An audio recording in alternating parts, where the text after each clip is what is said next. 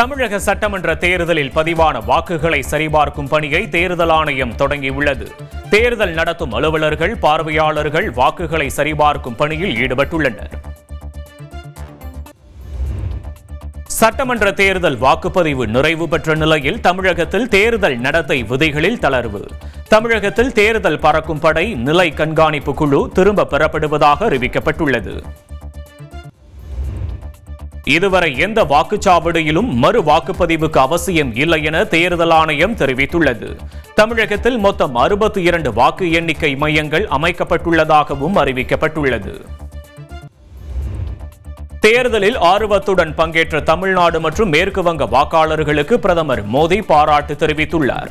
மேற்கு வங்கத்தில் வாக்குப்பதிவு அதிகரிப்பு மாற்றத்திற்கான அலை என்றும் அவர் கூறியுள்ளார்.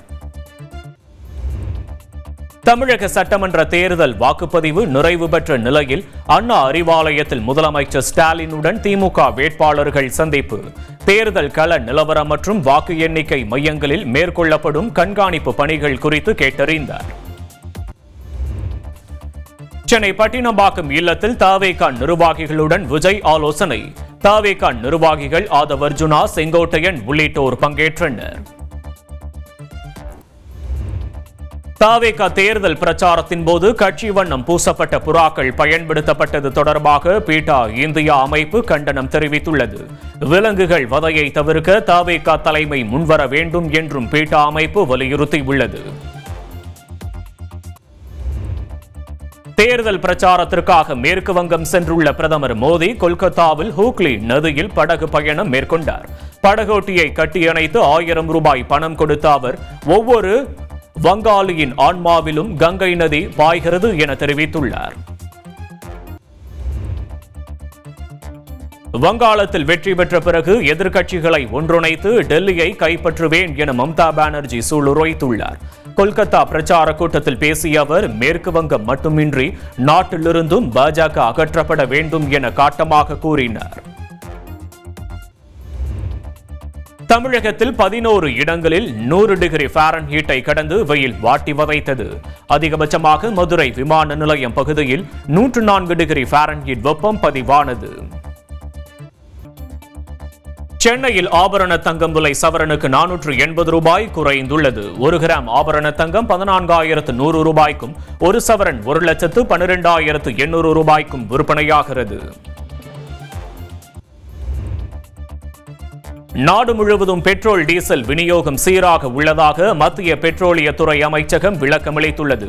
வணிக எல்பிஜி சிலிண்டர் விநியோகம் 70% அதிகரித்துள்ளதாகவும் தெரிவிக்கப்பட்டுள்ளது.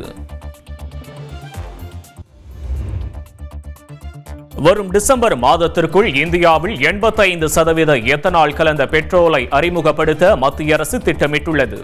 E85 எரிபொருளை பயன்படுத்துவது கட்டாயம் அல்ல, மக்கள் தங்களுக்கு விருப்பமான எரிபொருள் வகையை தேர்ந்தெடுத்துக் கொள்ளலாம் என்றும் தெரிவிக்கப்பட்டுள்ளது. ஜனநாயகன் திரைப்படத்தின் எடிட்டர் பிரதீப் தென்னிந்திய திரைப்பட தொகுப்பாளர் சங்கத்திலிருந்து இடைநீக்கம். ஜனநாயகன் லீக் ஆனதற்கு எடிட்டர் பிரதீப் நேரடியாக காரணமாக இல்லை என்றாலும் அவரது கவனக்குறைவே காரணமாக அமைந்துள்ளது என்பதை ஒப்புக்கொண்டுள்ளதாக தெரிவிக்கப்பட்டுள்ளது. ஆம் ஆத்மி எம்பி ராகவ் சத்தா உட்பட 3 எம்பிக்கள் அக்கட்சியிலிருந்து விலகி பாஜகவில் இணைந்தனர். தேச நலனுக்காக ஆம் ஆத்மி கட்சி உழைக்கவில்லை, தனிப்பட்ட ஆதாயங்களுக்காக உழைப்பதாக ராகவ் சத்தா குற்றம் சாட்டியுள்ளார். மாநிலங்களவையில் உள்ள 10 ஆம் ஆத்மி எம்பிக்களில் 3 பேர் பாஜகவில் இணைந்த நிலையில் மேலும் 4 பேர் பாஜகவில் இணைய உள்ளதாக ராகவ் சத்தா தெரிவித்துள்ளார்.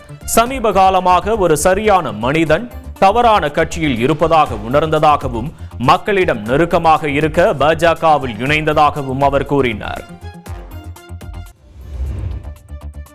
பீகார் மாநில சட்டப்பேரவையில் நடைபெற்ற நம்பிக்கை வாக்கெடுப்பில் பாஜக அரசு வெற்றி பெற்றுள்ளது.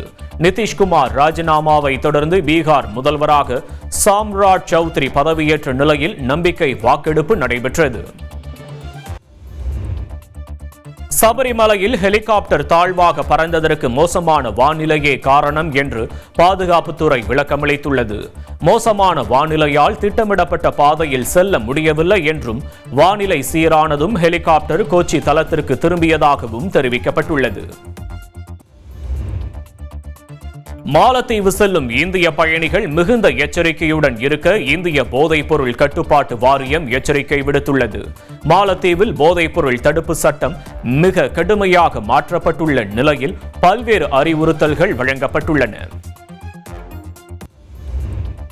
ஈரானுக்கு எதிரான போரில் அணு ஆயுதங்களை பயன்படுத்த மாட்டோம் என அமெரிக்க அதிபர் ட்ரம்ப் தெரிவித்துள்ளார். ஈரானுடன் ஒரு நிரந்தரமான மற்றும் சிறந்த ஒப்பந்தத்தை எட்டுவதே தனது இலக்கு என்றும் அவர் குறிப்பிட்டுள்ளார்.